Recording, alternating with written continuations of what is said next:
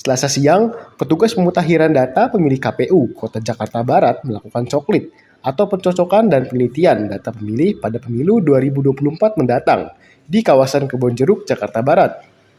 Salah satu yang menjadi sasaran para petugas Pantarlih Kecamatan Kebonjeruk ini adalah rumah salah satu anggota Bawaslu, Fuadi.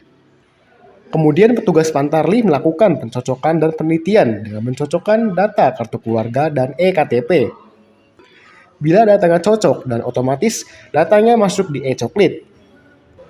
Dalam proses pencocokan dan penelitian data pemilih yang dilakukan oleh petugas Pantarlih KPU Kota Jakarta Barat sudah mencapai 20% dari total data pemilih sebanyak 1.916.963 di Kota Jakarta Barat.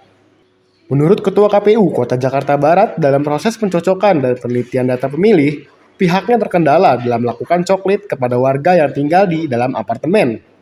Ya, dalam beberapa wilayah yang saya temukan dalam proses pengawasan ya dengan teman-teman di provinsi, di tingkat kota dan tingkat kecamatan itu biasanya Pantarlih ini kan terkendalanya dengan jaringan ya, servernya down dan sebagainya. Nah, kalau memang hal itu terjadi maka dilakukan secara manual. Nah, ini itu. Kemudian yang kedua, ini kan persoalannya dalam pengawasan ada beberapa kerawanan dalam proses coklit. Misalnya yang seharusnya ya dari masyarakat sipil kemudian dia berubah menjadi TNI, ini kan sudah harus ada perubahan. Atau juga yang tadinya warganya taruhlah jumlahnya ada 4, kemudian meninggal dunia ada 2 orang, yang seharusnya itu kan dicoret. Jangan sampai yang harusnya dicoret tidak dicoret, yang tidak dicoret kemudian dicoret dan sebaliknya. Itu kerawanan termasuk juga kaitannya dengan data ganda ya kan. Kemudian juga ada beberapa Pantarlih yang tidak menggunakan alat peraga ya, alat-alat yang mendukung untuk misalkan mereka melakukan proses Pantarlih. Tapi memang pada hari ini alhamdulillah nih Pantarlih sesuai ya, menggunakan kelengkapannya, ada topi ya, kemudian ada ngetek, kemudian ada rompi dan sebagainya.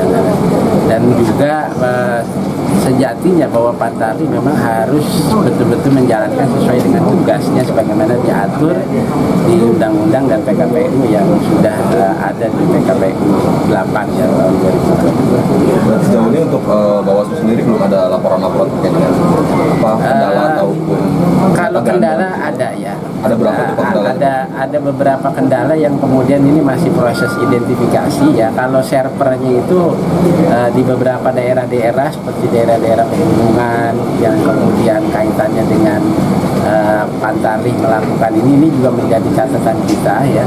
Kemudian juga di data-data di DP4 jangan sampai tidak sesuai dengan data-data yang fakta di lapangan. Ini juga banyak ditemukan di beberapa wilayah ya, terutama wilayah-wilayah pegunungan ini. Tetapi mungkin ini masih proses identifikasi. Nanti kita akan rilis ya totalnya berapa di beberapa wilayah yang kemudian ini juga memberikan perbaikan kepada KPU agar teman-teman Pantarlih tetap berjalan sesuai dengan rodanya, sesuai dengan relnya dalam menjalankan tugasnya.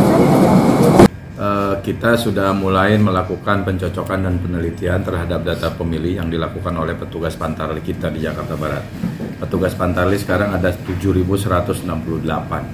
Nah, kebetulan di wilayah kita di Jakarta Barat ada salah satu komisioner Bawaslu Republik Indonesia yaitu Bang Fuadi yang kebetulan tinggalnya di Kebonjeruk, sehingga ketika kita mencoklit ke rumah Bang Fuadi, petugas Pantarlih kita bersama-sama sekaligus bersilaturahmi karena memang beliau cukup sibuk dan kebetulan menyempatkan waktu sehingga kita bisa ikut bersilaturahmi. Pencocokan dan penelitian data ini sesuai dengan PKPU terkait dengan pemutakhiran data pemilih, sehingga kita mencocokkan dari form A yang kita punya, kemudian kita cocokkan dengan KTP dan kartu keluarganya. Apakah NIK-nya cocok, namanya cocok, tanggal lahir dan seterusnya, ada 12 elemen data. Sehingga ketika ini semuanya sudah cocok, maka kita berikan formulir model tanda terima dan juga kita tempel di rumahnya dalam bentuk stiker. Di stiker itu kita cantumkan nama-nama pemilih di rumah tersebut. Ada 3 nama pemilih di sana, Pak Fuadi sendiri, kemudian istrinya dan juga seorang anaknya. Sehingga dengan demikian kita sudah melakukan coklit di rumah Pak Puadi selaku Komisioner Bawaslu Republik Indonesia. Ya, tentu karena ini sesuatu yang baru, terkadang gitu ya, e-coklit ini hanya bisa diakses oleh handphone Android misalnya. Ketika dengan menggunakan iPhone atau merek salah satu Android, salah satu mereknya itu nggak bisa diakses. Jadi itu mungkin kendalanya bagi petugas Pantarli yang memiliki handphone iPhone. Jadi harus pakai Android. Itu salah satu kendala di lapangan. Selain itu teknisnya nggak ada lagi Pak ya? Ya, untuk teknis seperti biasa kemungkinan kita menghimbau kepada masyarakat ya untuk bisa membuka pintu lebar-lebar karena memang agak kesulitan terutama di apartemen, warga apartemen juga agak sulit untuk menerima kami petugas Pantarli sehingga kami buatkan standing banner di apartemen untuk menyampaikan informasi kepada warga apartemen bahwa kita sedang melakukan pemutahiran data pemilih lewat petugas Pantarli atau coklit tadi.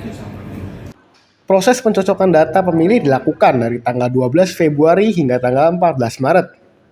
Sebanyak 7.168 anggota Pantarli dikerahkan dalam proses pencocokan dan penelitian data pemilih di wilayah kota administrasi Jakarta Barat. Dari Jakarta, Tim Liputan melaporkan untuk Sinpo TV.